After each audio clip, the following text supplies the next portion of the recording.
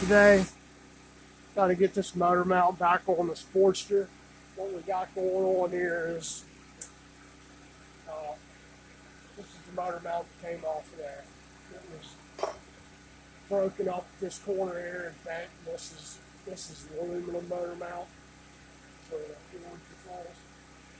These things are hard to get, almost obsolete. It was just bent back pretty good, so when it's on the bike, the lever was actually pointing backwards. It's bent enough. So we were lucky enough to find this one. Stock steel mount, which is actually going to be obsolete here, and it's on back order until sometime next month, or actually what they told me at the dealer was that it's back ordered indefinitely and it's pending obsolete. This fits from like 84 to 03 models. That's the stock one. The problem is, you look at it, you can tell two different mounts there. This one's got a big boss on it for a Ford control unit, which goes right there. So the stock steel mount doesn't have that. So what we did, we took a nut and ground it down on one side to it fits down over the hump there, and we're just going to weld that on there and then pop the foot mount right there, and we'll just weld it into place. Weld that on there. We'll be good to go.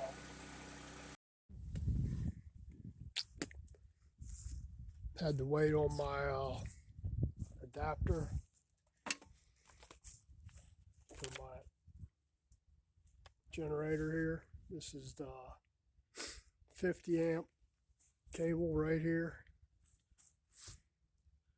that had the 50 amp plug on it.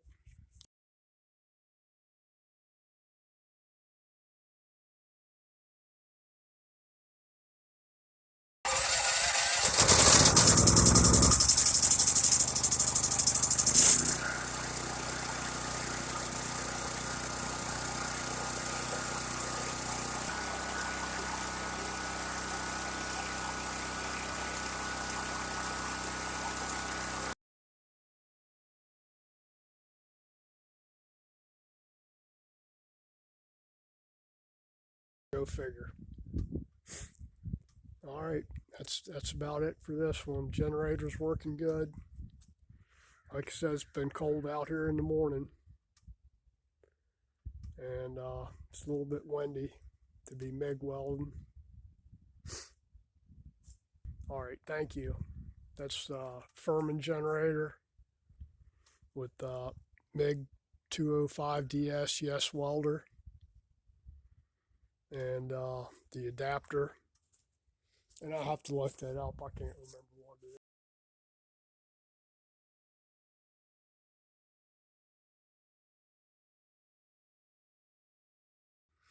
Get a used motor mount here.